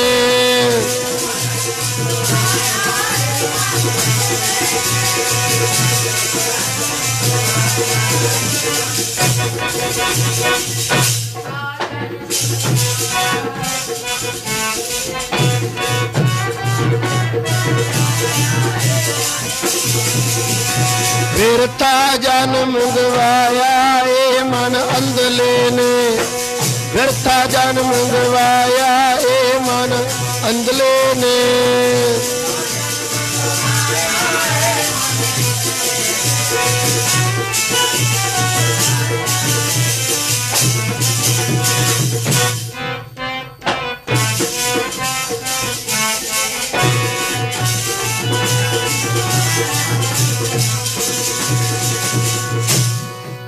ਆਇਆ ਤਾਂ ਸੀ ਤੂੰ ਸਫਲਾ ਕਰਨ ਵਾਸਤੇ, ਬੇਕਾਰ ਗਵਾ ਕੇ ਯੂਜ਼ਲੈਸ ਕਰਕੇ ਚਲਿਆ ਗਿਆ, ਵੇਸਟ ਕਰਕੇ ਚਲਿਆ ਗਿਆ। ਐ ਸੱਜਣਾ ਤੂੰ ਆਇਆ ਸੀ, ਆਇਓ ਸੁਨਨ ਪੜਨ ਕੋ ਬਾਣੀ, ਨਾਮ ਵਿਸਾਰ ਲੱਗੇ ਅਨ ਲਾਲਚ ਬਿਰਥਾ ਜਨਮ ਪ੍ਰਾਣੀ। ਹੁਣ ਜਦੋਂ ਅੰਦਰੋਂ ਕਾਮ ਚੇਸ਼ਟਾ ਜਗਾਉਣ ਵਾਲੀਆਂ ਸੁਰਾਂ ਅਲਾਪੀਆਂ ਗਈਆਂ, ਬਥੇਰਾ ਮਨ ਨੂੰ ਕੰਟਰੋਲ ਚ ਕੀਤਾ, ਆਖਰ ਗੇਟ ਖੜਕਾਇਆ। ਕਹਿੰਦਾ ਜੋ ਤੂੰ ਅੰਦਰ ਬੈਠੀ ਹੈ ਭਾਈ ਗੇਟ ਖੋਲ, ਅਸੀਂ ਅੰਦਰ ਆਉਣਾ ਚਾਹੁੰਦੇ ਆ। ਕੱਲ ਕਹਿ ਰਿਹਾ ਸੀ, ਪਰਸੋਂ ਕਹਿ ਰਿਹਾ ਸੀ ਵਿਦਵਾਨਾਂ ਤੇ ਇਹ ਪੰਜੇ ਵਿਕਾਰ ਅਸਰ ਨਹੀਂ ਪਾਉਂਦੇ, ਅੱਜ ਹੁਣ ਇਹਦੇ ਤੇ ਆਪਣੇ ਆਪ ਤੇ ਅਸਰ ਪਾ ਰਹੇ ਹਨ। ਗੇਟ ਖੜਕਾਇਆ, ਅੰਦਰੋਂ ਆਵਾਜ਼ ਆਈ, ਮੁਨੀਵਰ ਤੁਸੀਂ ਤਾਂ ਕਹਿ ਰਹੇ ਸੀ ਇੱਥੇ ਕੋਈ ਜੰਗਲੀ ਜਾਨਵਰ ਆ ਜਾਏਗਾ, ਗੇਟ ਦਰਵਾਜ਼ਾ ਨਾ ਖੋਲਿਓ, ਹੁਣ ਤੁਸੀਂ ਆਪੇ ਹੀ ਕਹਿੰਦੇ ਹੋ ਗੇਟ ਖੋਲ ਦਿਓ। ਕਹਿੰਦਾ ਮੇਰਾ ਘਰ ਹੈ, ਤੂੰ ਮੇਰੇ ਤੇ ਹੁਕਮ ਚਲਾਉਣੀ ਹੈ, ਖੋਲ ਗੇਟ ਜਰਾ। ਇਹ ਕਿਹੋ ਜੀ ਗੱਲ ਹੋਈ, ਮੇਰੇ ਘਰ ਆ ਕੇ, ਮੇਰੇ ਘਰ ਮੇਰੇ ਕਮਰੇ ਦਾ, ਮੇਰੀ ਕੁਟੀਆ, ਮੇਰੇ ਆਸ਼ਰਮ ਦਾ ਬਾਰ ਹੀ ਨਹੀਂ ਖੋਲਦੀ ਤੂੰ, ਖੋਲ ਗੇਟ ਜਰਾ।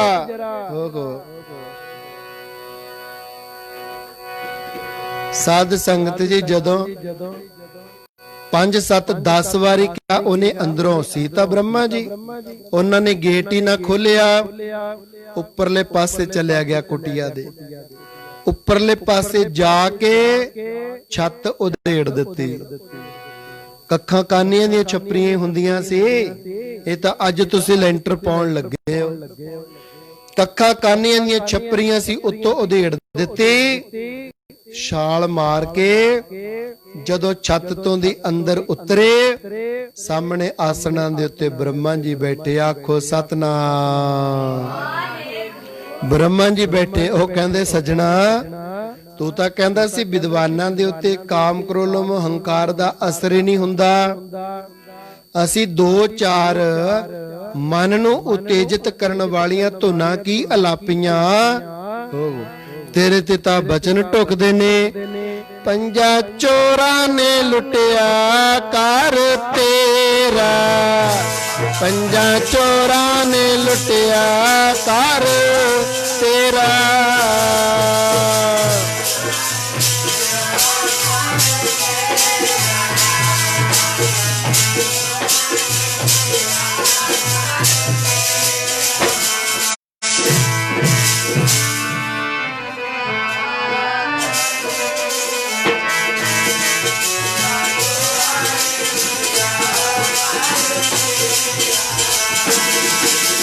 ਚੋਰਾਂ ਨੇ ਲੁੱਟਿਆ ਘਰ ਤੇਰਾ, ਪੰਜਾਂ ਚੋਰਾਂ ਨੇ ਲੁੱਟਿਆ ਘਰ ਤੇਰਾ।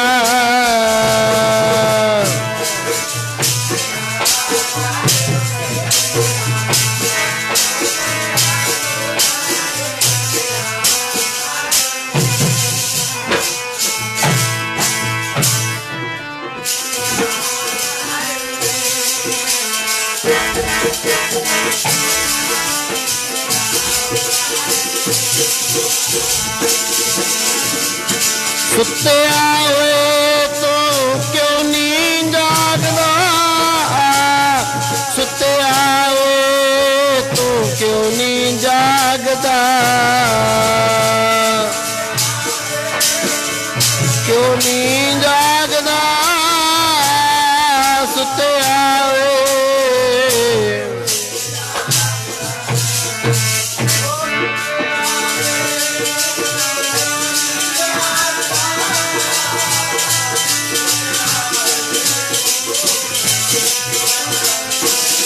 ਪੰਜਾਂ ਚੋਰਾਂ ਨੇ ਲੁੱਟਿਆ ਘਰ ਤੇਰਾ, ਸੁੱਤਿਆ ਤੂੰ ਕਿਉਂ ਨੀ ਜਾਗਦਾ, ਪੰਜਾਂ ਚੋਰਾਂ ਨੇ ਲੁੱਟਿਆ ਘਰ ਤੇਰਾ, ਸੁੱਤਿਆ ਤੂੰ ਕਿਉਂ ਨਾ ਜਾਗਦਾ। ਬੋਲਿਆ ਕਰੋ ਬੋਲਿਆ।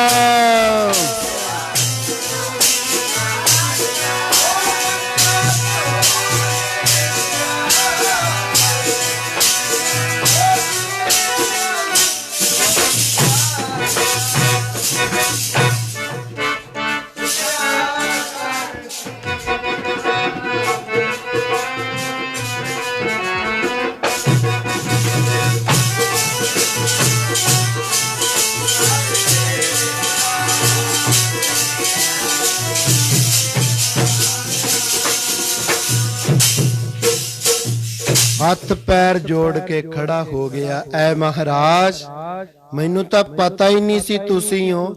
ਕਹਿੰਦੇ ਪਤਾ ਕਿਵੇਂ ਹੁੰਦਾ, ਤੂੰ ਇਹਨਾਂ ਵਿਕਾਰਾਂ ਦੇ ਵਿੱਚ ਇੰਨਾ ਜ਼ਿਆਦਾ ਗਲਤਾਨ ਹੋ ਗਿਆ, ਇੰਨਾ ਜ਼ਿਆਦਾ ਫਸ ਗਿਆ ਇਹਨਾਂ ਵਿਕਾਰਾਂ ਦੇ ਵਿੱਚ, ਤੈਨੂੰ ਸਾਡੀ ਪਹਿਚਾਣ ਨਹੀਂ ਆਈ।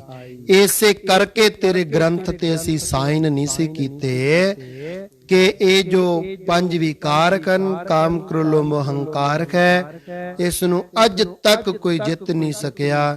ਜੇ ਕੋਈ ਜਿੱਤੇਗਾ ਵਿਦਵਾਨ ਨਹੀਂ, ਕਿਤਾਬੀ ਕੀੜਾ ਨਹੀਂ, ਬੰਦਗੀ ਵਾਲਾ ਜਿੱਤੇਗਾ। ਕਿਤਾਬੀ ਕੀੜਾ ਤਾਂ ਉਹ ਪ੍ਰੋਫੈਸਰ ਗੰਗਾ ਸਿੰਘ ਬਾਰੇ ਤੁਸੀਂ ਜਾਣਦੇ ਹੋ ਨਾ।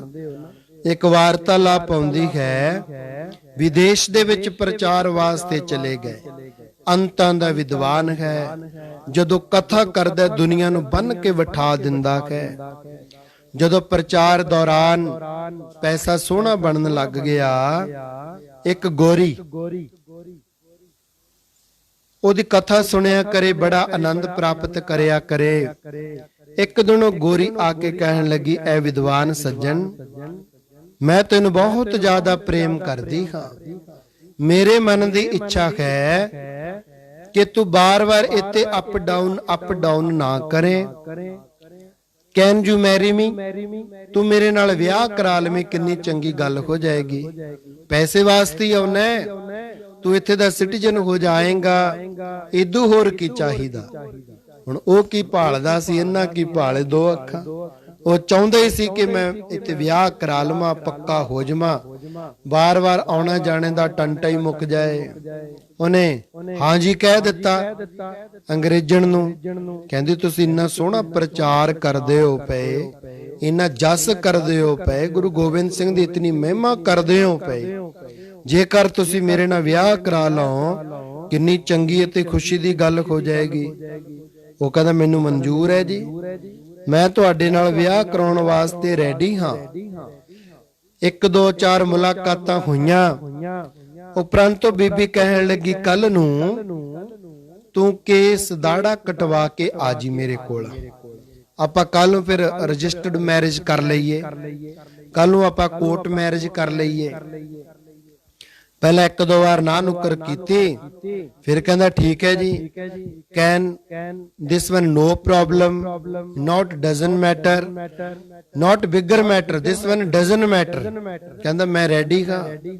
ਲਓ ਜੀ, ਦੂਸਰੇ ਦਿਨ ਉਹਨੇ ਦਸਤਾਰਾ ਉਤਾਰਿਆ, ਕੇਸ ਕਟਾਏ, ਦਾੜਾ ਕਟਾਇਆ, ਕਟਾ ਕੇ ਗੋਰੀ ਮੈਡਮ ਕੋਲ ਚਲਿਆ ਗਿਆ। ਜਦੋਂ ਗੋਰੀ ਮੈਡਮ ਕੋਲ ਗਿਆ, ਉਹਨੂੰ ਕਹਿੰਦਾ ਚਲੋ ਆਪਾਂ ਚੱਲੀਏ, ਵਿਆਹ ਕਰਵਾ ਲਈਏ, ਆਪਾਂ ਕੋਰਟ ਮੈਰਿਜ ਵਾਲੇ ਦਫ਼ਤਰ ਦੇ ਵਿੱਚ ਚੱਲੀਏ, ਆਪਾਂ ਜਾ ਕਰਕੇ ਮੈਰਿਜ ਕਰਵਾਈਏ, ਸ਼ਾਦੀ ਕਰਵਾਈਏ, ਵਿਆਹ ਕਰਵਾਈਏ।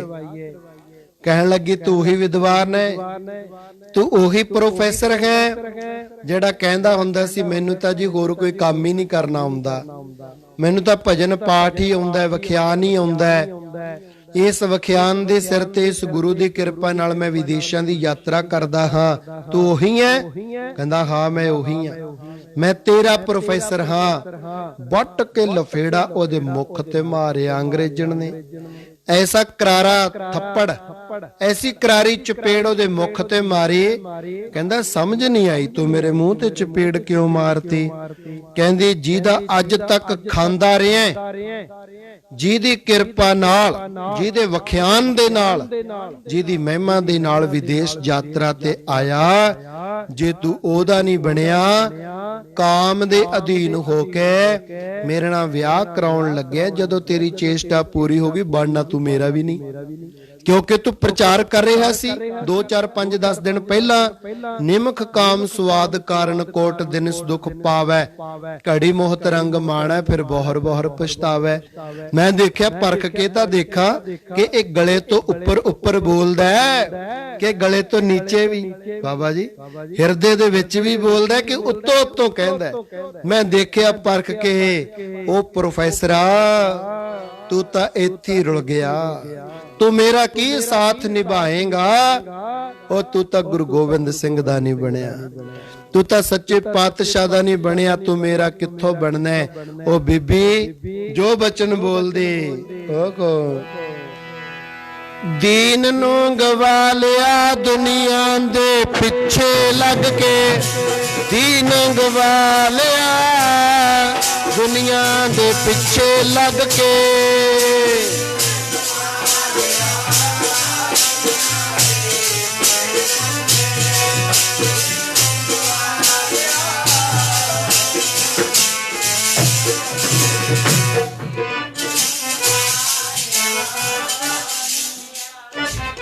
बोलिया करो बोलिया।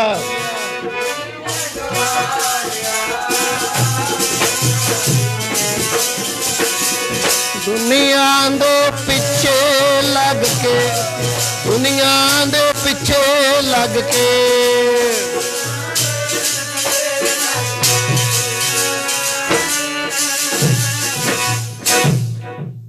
बोले नहीं भाई।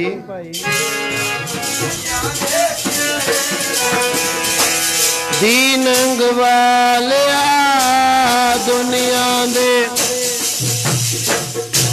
दीन गवा लिया दुनिया दे पिछे लग के।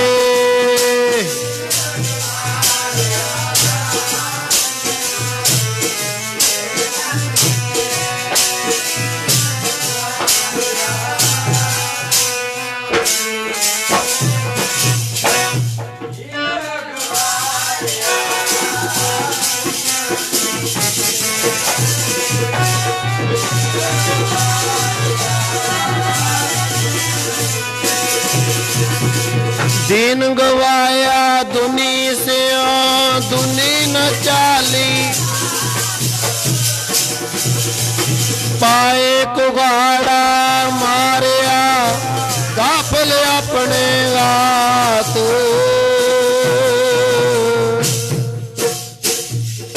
इस करके ऐ सज्जणो, ऐ गुरमुखो, ऐ संगते, ਇਹ ਚੀਜ਼ ਦਾ ਮਾਣ ਨਾ ਕਰਿਓ ਕਿ ਅਸੀਂ ਆਪ ਦੀ ਮਰਜ਼ੀ ਦੇ ਨਾਲ ਇਹਨਾਂ ਨੂੰ ਕੰਟਰੋਲ ਚ ਕਰ ਲਾਂਗੇ। ਵਸ ਚ ਕਿਵੇਂ ਆਉਣਗੇ? 10 ਦਿਸ ਖੋਜ ਤਖੋਂ ਫਿਰੋਂ, 10 ਡਾਇਰੈਕਸ਼ਨਾਂ ਦੇ ਵਿੱਚ ਮੈਂ ਜਾ ਆਇਆ।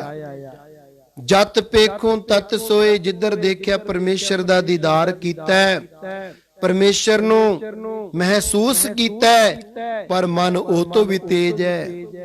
ਕਬਹੋਂ ਜੀੜਾ ਰਾਗ ਰਾਮਕਲੀ ਜਦੋਂ ਸ਼ੁਰੂ ਕਰਦੇ ਆ, ਕਬਹੋਂ ਜੀੜਾ ਉਹ ਚੜਤ ਹੈ, ਕਬਹੋਂ ਜਾਏ ਪਿਆਲੇ ਲੋਭੀ ਜੀੜਾ ਥਿਰ ਨਾ ਰਹਿਤ ਹੈ, ਚਾਰੇ ਕੁੰਡਾਂ ਭਾਲੇ।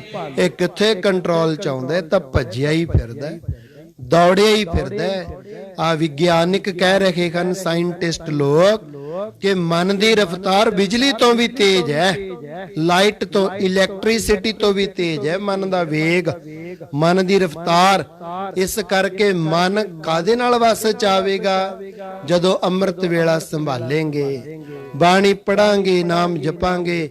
ਵੱਡੇ ਸੰਤ ਜੀ ਮਹਾਰਾਜ ਸ਼੍ਰੀਮਾਨ ਸੰਤ ਬਾਬਾ ਈਸ਼ਰ ਸਿੰਘ ਮਹਾਰਾਜ ਦੀ ਕੋਲ ਵੀ ਵਿਰੋਧੀ ਪੁਰਸ਼ਾਂ ਨੇ ਐਸੀ ਇੱਕ ਔਰਤ ਭੇਜ ਦਿੱਤੀ ਸੀ ਜੋ ਵਿਸ਼ੇ ਵਿਕਾਰ ਭੋਗਣ ਵਾਲੀ ਸੀ, ਪਰ ਮਹਾਪੁਰਸ਼ਾਂ ਨੇ ਉਸ ਨੂੰ ਐਸੀ ਕਰਾਰੀ ਮਾਰ ਮਾਰੀ, ਬਾਣ ਐਸੇ ਮਾਰੇ, ਹਰ ਪ੍ਰੇਮ ਬਾਣੀ ਮਨ ਅਣਿਆਲੇ ਅਣੀਆਂ। ऐसे बाण मारे, खिंच खिंच के बाण मारे। बाणी तेरे जी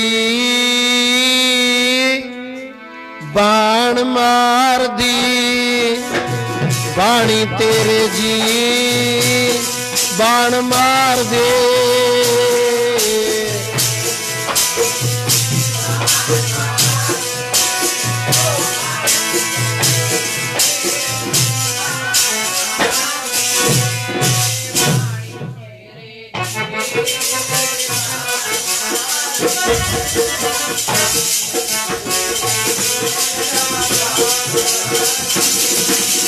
गुरा ने मेरे जे बाण मारिया, गुरा ने मेरे जी बाण मारिया।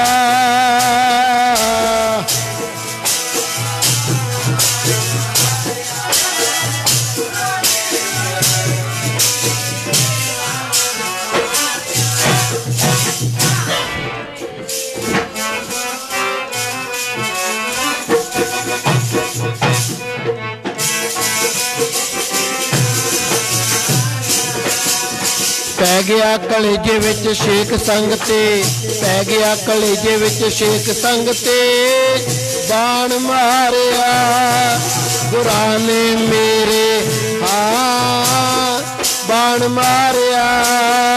ਪੈ ਗਿਆ ਕਲੇਜੇ ਵਿੱਚ ਛੇਕ ਸੰਗ ਤੇ, ਪੈ ਗਿਆ ਕਲੇਜੇ ਵਿੱਚ ਛੇਕ ਸੰਗ ਤੇ, ਬਾਣ ਮਾਰਿਆ ਗੁਰਾਂ ਨੇ।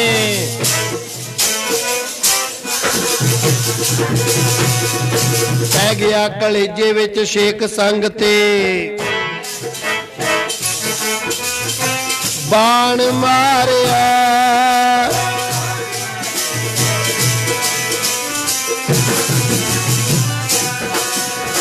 ਪ੍ਰੇਮ ਬਾਣੀ ਮਨ ਮਾਰਿਆ,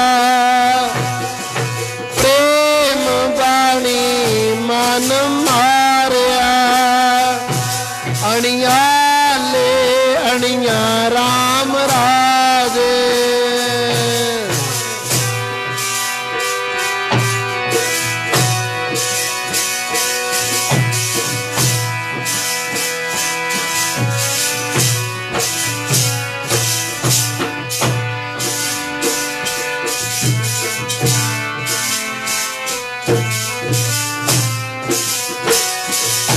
ਜਿਸ ਲਾਗੀ ਪੇਰ ਪੇਰਮ,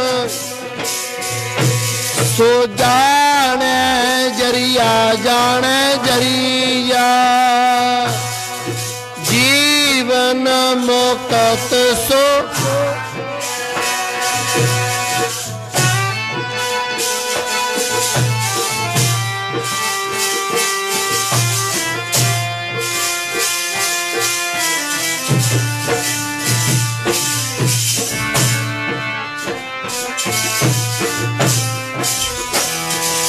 ਹਾਂਜੀ ਜੀਵਨ ਮੁਕਤ ਸੋ, ਮਰ ਜੀਵੈ ਮਰੀਆ ਜੀਵੈ ਮਰੀਆ।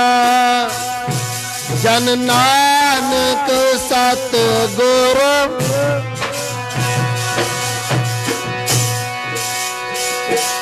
ਜਨ ਨਾਨਕ ਸਤ ਗੁਰ ਮੇਲ ਕਰ। ਜਗ ਦੁੱਤਰ ਤਰੀਆ ਦੁੱਤਰ ਤਰੀਆ। ਹਰ ਪ੍ਰੇਮ ਬਾਣੀ ਹਰ ਪ੍ਰੇਮ ਬਾਣੀ, ਹਰ ਪ੍ਰੇਮ ਬਾਣੀ ਮਨ ਮਾਰਿਆ।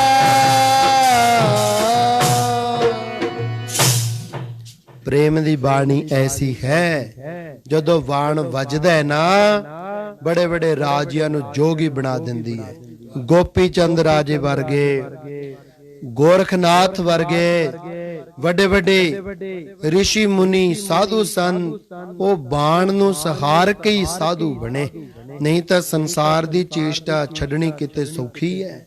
ਸੋ ਕਹਿਣ ਤੋਂ ਮੁਰਾਦ ਹੈ ਸਾਡੀ ਕਿ ਇਹਨਾਂ ਚੀਜ਼ਾਂ ਦਾ ਮਾਣ ਨਾ ਕਰੀਏ ਕਿ ਮੈਂ ਸਭ ਤੋਂ ਸ੍ਰੇਸ਼ਟ ਹਾਂ।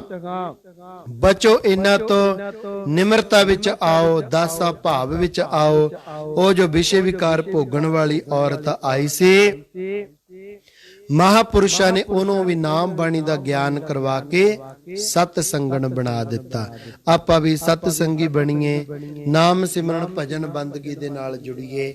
ਇਤਨੀ ਹਾਜ਼ਰੀ ਦਰ ਤੇ ਪ੍ਰਵਾਨ ਕਰਨੀ। ਸੋ ਜਿਹੜੀਆਂ ਸੰਗਤਾਂ ਅੱਜ ਪਹਿਲੀ ਵਾਰ ਸੁਣ ਰਹੀਆਂ ਹਨ, ਸੰਤ ਆਸ਼ਰਮ ਮਲੇਸ਼ੀਆ ਟੀਵੀ ਤੇ ਅਤੇ ਸੰਤ ਆਸ਼ਰਮ ਫੇਸਬੁੱਕ ਚੈਨਲ ਤੇ, ਸਭਨਾਂ ਨੂੰ ਪਤਾ ਹੈ ਕਿ ਅੱਜ 16 ਦਿਨ ਹੋ ਗਏ ਵੱਡੇ ਸੰਤ ਜੀ ਮਹਾਰਾਜ ਜੀਆਂ ਦਾ ਇਤਿਹਾਸ ਪ੍ਰਾਰੰਭ ਕੀਤਾ ਹੋਇਆ ਹੈ। 1100 ਸੰਗਤਾਂ ਨੇ ਸਰਵਣ ਕੀਤਾ ਹੈ, ਅੱਗੇ ਸ਼ੇਅਰ ਕੀਤਾ। ਬਹੁਤ ਬਹੁਤ ਧੰਨਵਾਦ ਹੈ। ਸੋ 2-3 ਘੰਟੇ ਬਾਕੀ ਨੇ ਹਜੇ। 5:30 ਵਜੇ ਆਪਾਂ ਕਥਾ ਆਰੰਭ ਕਰਦੇ ਹੁੰਨੇ ਆ ਹਰ ਰੋਜ਼ ਸ਼ਾਮ ਦੇ ਸਮੇਂ। 5:30 ਵਜੇ ਤੋਂ 6:30 ਵਜੇ ਤੱਕ ਸ਼੍ਰੀਮਾਨ ਸੰਤ ਬਾਬਾ ਈਸ਼ਰ ਸਿੰਘ ਮਹਾਰਾਜ ਜੀ, ਸ਼੍ਰੀਮਾਨ ਸੰਤ ਬਾਬਾ ਕਿਸ਼ਨ ਸਿੰਘ ਮਹਾਰਾਜ ਜੀ ਰਾੜਾ ਸਾਹਿਬ ਵਾਲੇ ਮਹਾਪੁਰਸ਼ਾਂ ਦਾ ਰੂਹਾਨੀ ਸੰਦੇਸ਼ ਜੀਵਨ ਜੋ ਸੰਤ ਗਿਆਨੀ ਮੋਹਨ ਸਿੰਘ ਜੀ ਆਜ਼ਾਦ ਹੋਣਾ ਨੇ ਬੜੀ ਲਗਨ ਅਤੇ ਮਿਹਨਤ ਦੇ ਨਾਲ ਲਿਖਣਾ ਕੀਤਾ ਹੈ, ਉਹਦੀ ਕਥਾ ਸ਼ਾਮ ਦੇ ਟਾਈਮ ਇਸ ਅਸਥਾਨ ਸ਼੍ਰੀ ਸੰਤ ਆਸ਼ਰਮ ਸਾਹਿਬ ਮਲੇਸ਼ੀਆ ਵਾਲਿਆਂ ਦੇ ਸਥਾਨ ਤੇ ਕੀਤੀ ਜਾਂਦੀ ਹੈ।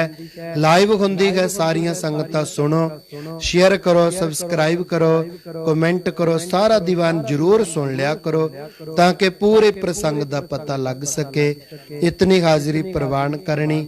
ਹੁਣ ਆਪ ਜੀ ਸ਼ਲੋਕ ਵਿੱਚ ਸਾਥ ਦਿਓ। ਪਹਿਲਾਂ ਜਿਹੜਾ ਸ਼ਬਦ ਜਿਹੜੀ ਧਾਰਨਾ ਪੜ੍ਹ ਕੇ ਦੀਵਾਨ ਦੀ ਪ੍ਰਾਰੰਭ ਕੀਤੀ ਉਹ ਸ਼ਬਦ ਪੜ੍ਹ ਲਈਏ, ਕਿਉਂਕਿ ਬਾਣੀ ਪੜ੍ਹ ਕੇ, ਨਾਮ ਜਪ ਕੇ, ਭਜਨ ਕਰਕੇ, ਸਿਮਰਨ ਕਰਕੇ, ਬੰਦਗੀ ਕਰਕੇ ਸਾਡੇ ਸੰਸ਼ੇ ਅਤੇ ਸ਼ੰਕੇ ਨਿਵਰਤ ਹੋ ਜਾਂਦੇ ਹਨ।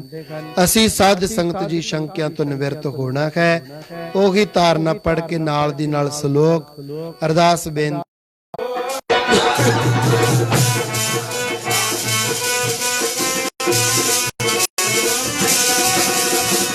दर्शन करके तेरे मालका, दर्शन करके तेरे मालका,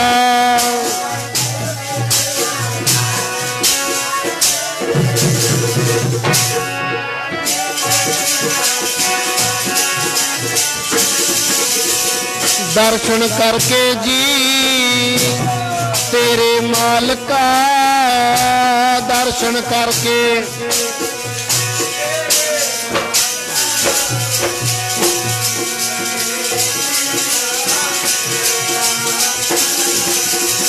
दर्शन करके तेरे मालका, दर्शन करके तेरे मालका,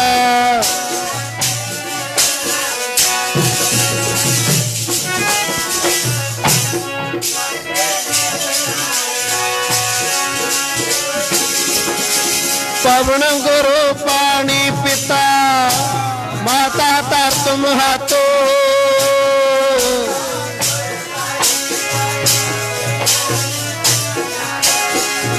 चंगियाइयां बुरियाइयां आचे धर्म गदूर,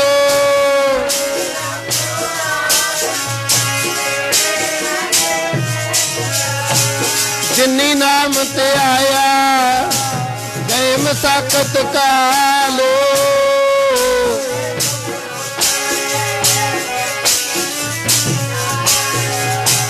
वाहिगुरु जी का खालसा, वाहिगुरु जी की फतेह फतेह।